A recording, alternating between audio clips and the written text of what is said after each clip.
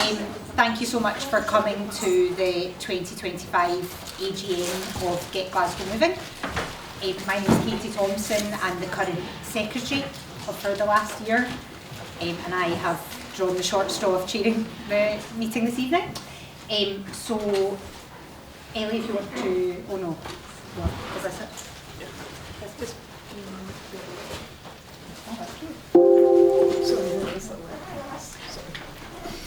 so this is our agenda for this evening. We'll start with my introduction, which has happened, and there'll be a short list of apologies that we just have to put on the record. Then Ellie's going to be talking about going through the Chair's report, so campaign activities in 2024 and big dates for your diary that we have planned in 2025. There will then be an opportunity to ask questions specifically about the content of that report if anyone wants to. We'll then have the Treasurer's report from Susan Galloway, our current Treasurer. Again, there'll be a small opportunity to ask questions after that, anything related to the content. Then we'll be moving on to the approval of committee members for 2025, a recap from Ellie Harrison, our Chair, about communication with members, how we communicate the various platforms that we have. And what is not included between 5 and 6 will be a photo op with our lovely various signs of the campaign, so anyone who wants to get involved in that can. Then we'll be moving into a group discussion, and we thought number-wise it would probably be easier to break into sort of smaller groups of maybe a maximum of 8 or so, with a committee member in each, where we'll be talking about feedback for the campaign and also suggestions for the campaign in the coming year, areas of focus, ways that members can contribute, etc. I am Ellie Harrison, and for those of you who've been to Get Glasgow Moving AGMs before, you'll probably be quite familiar with me. I was one of the co-founders of the campaign when we were set up in 2016, and then helped to constitute the organisation as a membership organisation at our first AGM in January 2019, and I've been serving on the committee ever since. We're, as you know, a volunteer-run campaign, and the committee is drawn from the membership. So, for those of you that are new to Get Glasgow Moving, maybe I'll just do a show of hands actually. Whose first AGM is this? Quite a few of you, so welcome. Thank you so much for coming. And you will have joined, if not before you arrive, hopefully you've signed up on the door. Just want to highlight that we are a campaign first and foremost for integrated public transport. So what we're fighting for is for a public transport system where the buses, active travel as well, the buses, the trains, the subway, and in the future the Clyde Metro as well, are all controlled by one public body and are planned and coordinated as part of one system, so you can have one simple, affordable ticket for use across all transport modes. That's what we're aiming for, and we will get there. We will get there. I'll give you an idea of the time frames at the end. And of course, that sort of system is the norm in most European cities that if we're lucky enough to visit. And the only reason that we don't have that in Glasgow and in other big UK cities except for London is because of the policy of bus deregulation that was implemented in 1986, which basically took power over the bus network away from public bodies and handed it to private companies. So I just wanted to do that preamble because it helps to explain why we have been primarily focused on getting our region's bus network back into public control over the last few years. Which is a big task, as I'm sure a lot of you are aware. So what I've prepared today is a kind of chronological romp, for want of a better word, because it's going to be fast, because I've got a lot of images, through 2024. Which has really been dominated by the Better Buses for Strathclyde campaign, which I'm sure quite a lot of you have heard about. So I've just put this little summary up to show how the year broke down, working with Better Buses for Strathclyde in the first half of the year to lobby locally or on a regional level, lobbying our Regional Transport Authority, Strathclyde Partnership for Transport or SPT, to take forward the new powers in the Transport Act 2019 which will enable them to bring the bus network back into public control. They're called franchising powers.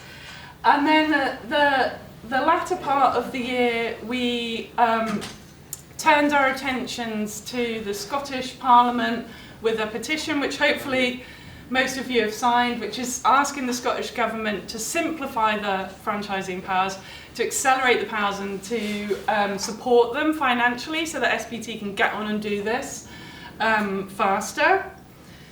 So, tiny bit of background about Better Buses for Strathclyde. It launched towards the end of 2023. This is our launch rally outside SPT's offices. And the idea was that it was going to be a region-wide campaign that would include the 12 local authorities in the SPT area, and that would bring together a coalition of trade unions, environmental campaigns, community groups that would be working together, put pressure on SPT to take forward these powers. And there's some representatives from these community organisations in the room. Neil from Glasgow Eco Trust and Andy there. I'm not sure which hat you've got on, Andy, but and maybe others in the room. So we were building, what we wanted to do was show solidarity with other grassroots campaigns that are up and running in different parts of the UK that are fighting for a similar thing, and also to build on those successes. So just to quickly outline progress that is being made in England, particularly Better Buses for Greater Manchester was the first successful campaign, and in January this year they fully rolled out bus franchising. So if you go to Greater Manchester now, all the buses are yellow across the whole, all 10 of the local authorities. Merseyside is the second one to be successful. Franchising will start to roll out from next year. West Yorkshire has also, that campaign has been won. I think bus franchising there will start from 2027. And then also areas like Cambridgeshire and Peterborough moving ahead with it. West Midlands and the northeast of England as well. So we want to build on those successes. And for Strathclyde to be the first region in Scotland to move ahead with bus franchising. So our campaign timeline was kind of set out at the end of 2023, what we were going to work through in 2024, and it's really based on SPT's timeline for their Strathclyde regional bus strategy. So that's the huge piece of work that they're doing at the moment to work out which are the best options for reforming buses in Strathclyde. I won't go through this in detail as it's all in the past and I've got photos of everything, but the first thing we did was our focus was on lobbying the board members of SPT. There's 20 elected councillors from the 12 local authorities on the SPT board. And up until March last year, they were assessing the options for bus reform. So it was really a crucial time to put pressure on them to go ahead with bus franchising. So we did an email action that we did in collaboration with Friends of the Earth. Maybe some of you took this action. And what it did was it emailed all of the board members. We launched this in, I think, January last year. 683 people took this action. So that meant that every board member got 683 emails in the space of a week.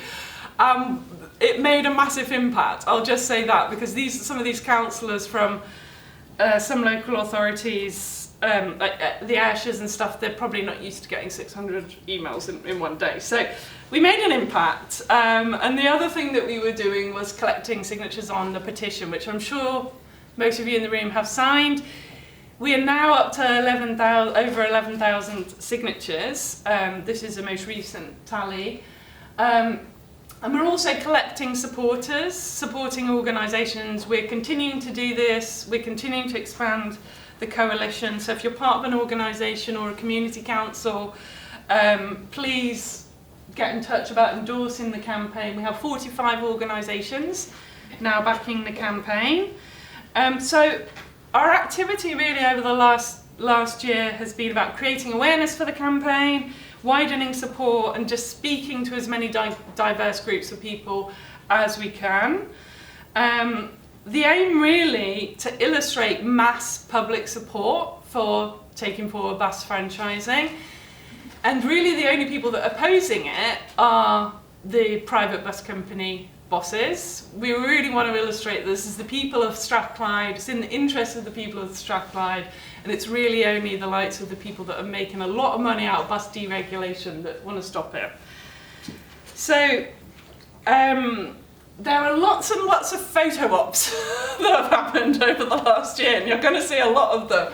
This is at the Amina Muslim Women's Resource Centre in Pollock Shields. They agreed to endorse the campaign. This is Glasgow Moving members at last year's AGM. This is still in the period before SPT have made their made their announcement on what they're going to take forward. So we were leafleting as much as we could. We have 1,000. How many leaflets have we got? At least 1,000 at the back of the room for people to take away, and I'll come back to that at the end. I think we've had 30,000 printed in the last year, which have got out across Strathclyde, but there's more to go. So we took the petition to SPT's offices on the 23rd of February. That's the Vice Chair of SPT, Alan Moyer, there, who came out to take it off us. We had 9,751 when we handed in, but we kept in touch with SPT, and when they did the consultation we were like, well, there's now over 10,000, you have to put the number up when you write up your consultation report, and they did. We continually have been getting press coverage for the campaign, which is excellent. This was specific coverage of the petition being handed in. I'm going through this chronologically, and hopefully you can see the dates at the end. This was a long-awaited meeting that Susan and I had with the Transport Secretary, Fiona Hislop.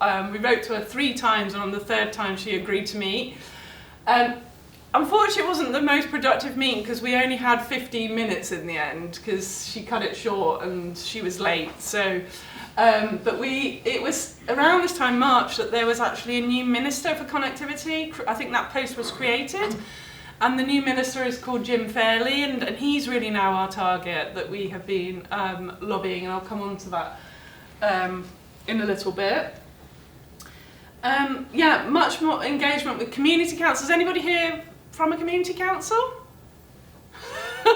And actually Danny's from Govan, and Govan is supporting the Better Buses for Strathclyde campaign. But if you're from a community council that isn't, you could take this as a proposal to your community council. So Mary Hill and Somerston Community Council are supporting. And now we're on to the 15th of March, which we call D-Day in all of our promotions. Who came down outside SPT's offices on that day? Few of you. It was raining, but there was a massive turnout, and the press were all over it. There was lots of TV cameras there. We'd really bigged it up that this is the day that SPT are going to announce what they're planning to move forward with. And it was a really historic announcement because it was the first time that SPT had acknowledged that bus deregulation had failed and that we need bus reform. So they set out 3 proposals. One is to move forward with bus franchising, which is what we want them to do. One is to investigate setting up a municipal bus company for Strathclyde, or companies. They're talking about maybe doing multiple bus companies, which we don't think is a good idea. We just want one that we can start to take over more and more of the network over time. But the 3rd proposal was to take forward a bus service improvement partnership, or a BSIP, which we were strongly opposing because that's the thing that the bus companies want, and that's what they want to lock SPT into, because it's basically bus deregulation with a few little frills, and it's not going to change the system. So we were mainly pleased with the announcement, but we really were wanting to stop the BSIP. If anybody's ever been on our YouTube page, there's loads of coverage.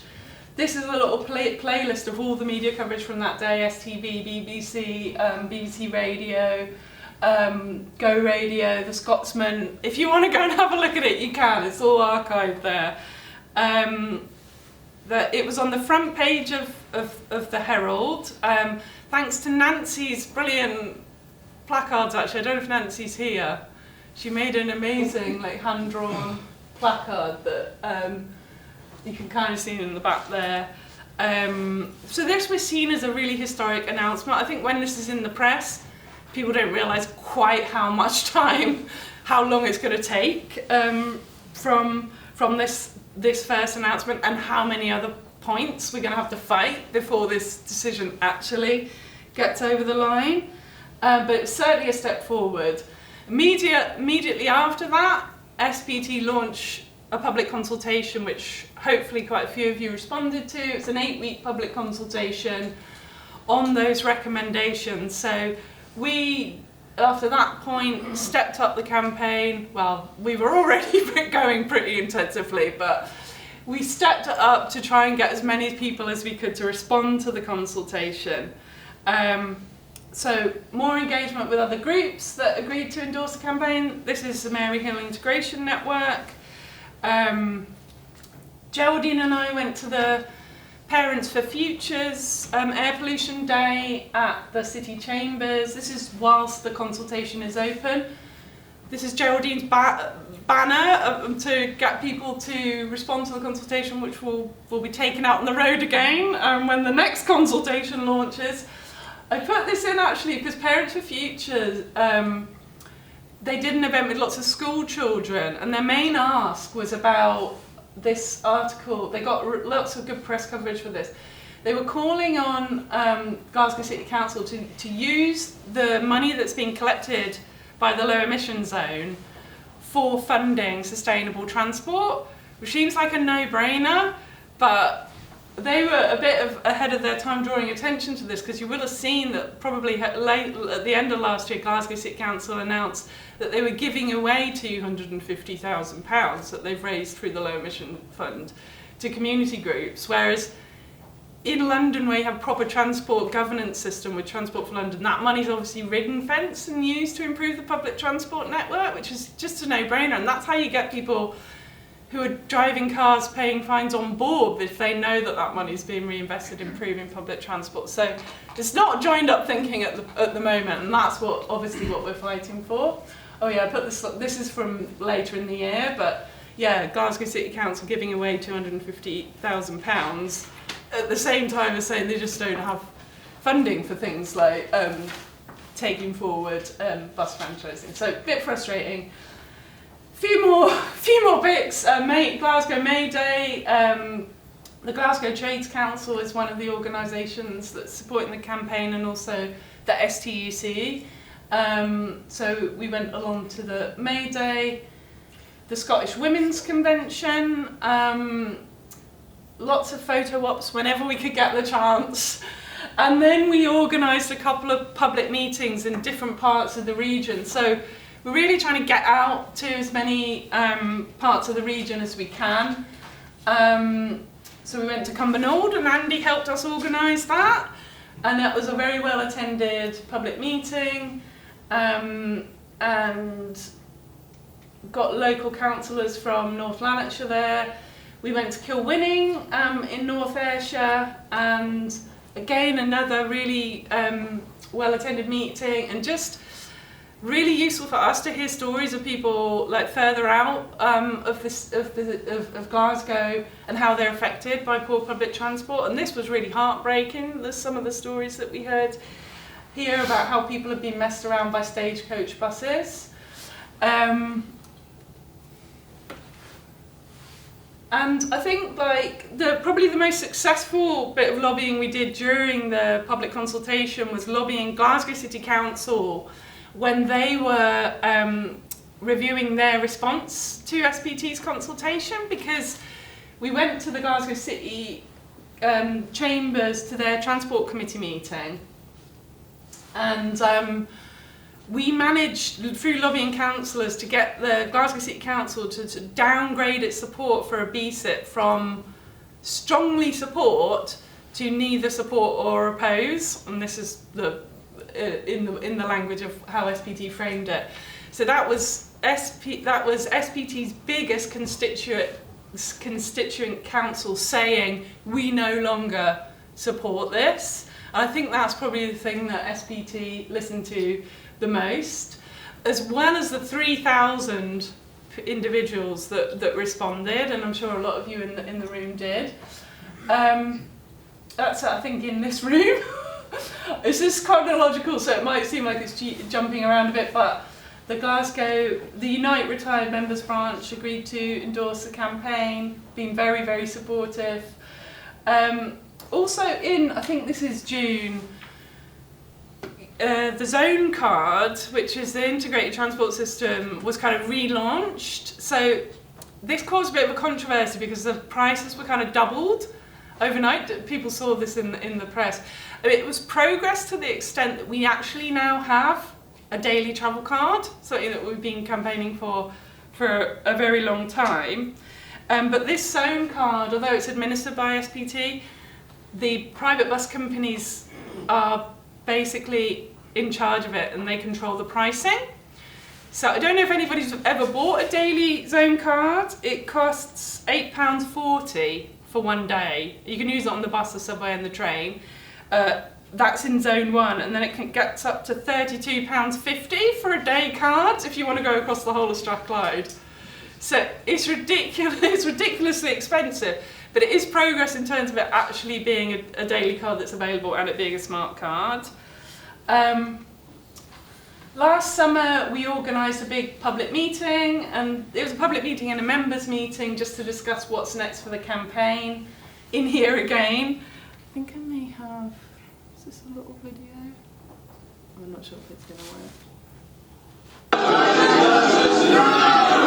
We just say better buses now. But the consultation results were published around that time, and you can see 86% of people, the 3,000 individuals that responded, supported the setting up of a new publicly owned bus company. 76% support bus franchising or re-regulation of the bus network, which, you know, is more than three quarters of the respondents, and 51% opposed bus service improvement partnerships or partnerships. So we thought this was a pretty emphatic result from the people that responded. And in our rally at SPT's offices in September, SPT pulled the BSIP from their proposal. So this was a massive win for us, because that would have delayed franchising even more, and it would have cost a huge amount of money as well. So we rallied outside. I think I may see if I can play this one, because that's really, oh no, I know I haven't got much time, but this is worth it if it works.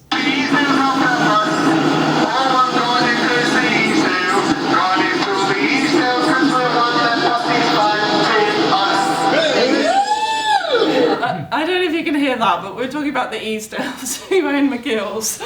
We then went into the meeting, and again on our YouTube channel, like, all of the SPT board meetings are recorded, and I've been compiling a playlist because they're very well hidden. They're all unlisted actually on SPT's YouTube channel. So I've been compiling them in a playlist. If you go on our page and go to playlist, you can look at them all. But often we appear in the background, which is very satisfying to get on the record that, you know, we've been watching them for years and years and years and years, and pushing them gradually in the right direction. So now on to the Scottish Parliament campaign, and I'm aware that I'm running out of time, so I will try and get through this as quickly as possible. It is very technical, because we're basically asking for amendments to the legislation to make franchising faster for SPT to implement, easier for them to implement. So we have a petition. If you haven't signed this, please do, because we have a lot less signatures on this than we have on the big one. If you go to Better Buses, if you go to the website that's on the back of the leaflet, you'll find a link to both of the petitions there, but we definitely need to boost the numbers on this one. we've been doing a lot of lobbying of MSPs, particularly at the Net Zero Committee, where they are looking at the subordinate legislation for these powers in the Transport Act. So this was a very important meeting that happened in October, where they were looking at this legislation related to the approval process for franchising, which involves at the moment an independent panel that's convened by the Traffic Commissioner, which makes the powers that we have in Scotland for franchising the most complicated in the whole of the UK. So we're trying to draw attention to this and to get MSPs on board with trying to simplify these powers, because it's going to add at least another year to the process and adds a lot of risk for SPT. So we lobbied SPTs, we managed to get them to ask for evidence from experts. So this is just a little snapshot of that evidence. This is from Jonathan Bray, he's the former chair of the Urban Transport Group, but he's saying he's got significant concerns about the panel approval process and believes it will be regretted and ultimately reversed in the future. It is both anachronistic and undemocratic, and it leaves Scotland as a backward-facing outlier on public control of franchise bus services in the UK. That's pretty damning. This is another amazing point that was made by Transport for Quality of Life, that the Traffic Commissioner, the role is set up to minimise regulatory burden on bus operators. So why would you give put that person in charge of deciding whether bus regulation should go ahead or not? Basically, this system has been dreamt up through lobbying from private bus companies who want to stop bus franchising going ahead. And then we submitted evidence as well. As I said, it's the most complicated and time-consuming franchising powers in the UK.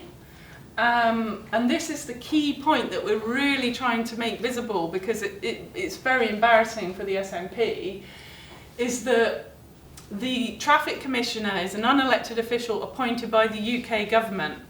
So the Scottish government has actively chosen to give away power over whether bus franchising can happen in Scotland to an unelected official appointed by the UK government. So it's a really bad system, and as Jonathan Bray said, it will get changed eventually. So part of what we want to do this year is draw attention, make more awareness for how bad this is, while SPT is moving forward. So we've developed a cross-party group of MSPs who are supporting us. So we have here in this photo SNP, Labour, Conservative and Green MSPs who have been supporting us. We actually got them to write a joint letter to the UK government's Transport Secretary. At this point it was Heidi Alexander, just taken over from Louise Haigh, to say, did you know that the Traffic Commissioner, who you appoint, has so much power over bus franchising in Scotland? Because I don't think anybody knows this is happening.